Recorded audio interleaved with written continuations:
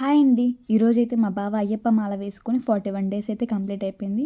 So, అయిపోయి కూడా 5 days అయితే అవుతుంది. అందరితో వెళ్ళాలని ఉండిపోయాడనమాట.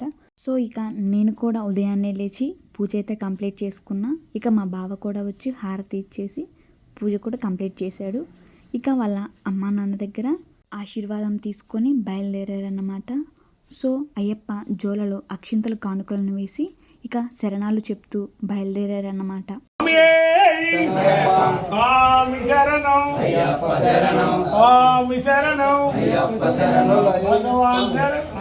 ఇలా నా పూజ మొత్తాన్ని కంప్లీట్ చేసుకొని ఇక ఇంటి దగ్గర నుంచి అయితే గుడికి అయితే బయలుదేరిపోయాను అనమాట. సో అమ్మ నాన్న అత్తయ్య మామయ్య సో నేను విక్కీ అందరం అయితే బయలుదేరిపోయామన్నమాట. సో ఇక బావ అయ్యప్ప మాల వేసుకోవడం ఇది 5th టైం అనమాట. ఇక ఇరుముడి కూడా లేట్ అయిపోయింది. సో బావకి ఇరుముడి కట్టేటప్పుడు టైం 2:30 అయితే అయిపోయింది. సో ఆ రోజు మా ఊర్లో అయితే 40 మంది వరకు అయ్యప్ప మాల వేసుకొని ఉన్నారు కాబట్టి అందరికీ ఒకేసారి అయితే ఇలా ఇరుముడి అయితే ప్లాన్ చేశారన్నమాట. సో అందరైతే ఒకేసారి వెళ్ళాలనుకున్నారు కాబట్టి ఇక ఆ రోజే మా మేనమామ అంటే అమ్మ వాళ్ళ తమ్ముడు కూడా ఇరుముడి అనమాట. సో ఆ రోజే ఇద్దరు ఇరుముడిని అయితే కంప్లీట్ చేసుకున్నారు.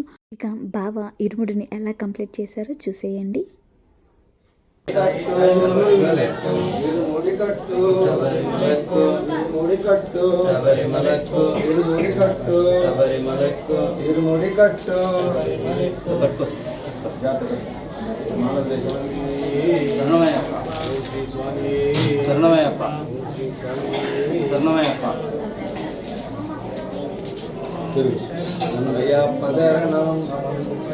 ఇక ఆ రోజు అయితే వీడియో అయితే కంప్లీట్గా తీయలేకపోయాను. ఇక చివరికి అమ్మ నాన్నతో అదేవిధంగా అత్త మామయ్యలతో అయితే ఫొటోస్ దిగేసి ఇక ఇంటికైతే బయలుదేరిపోయాం.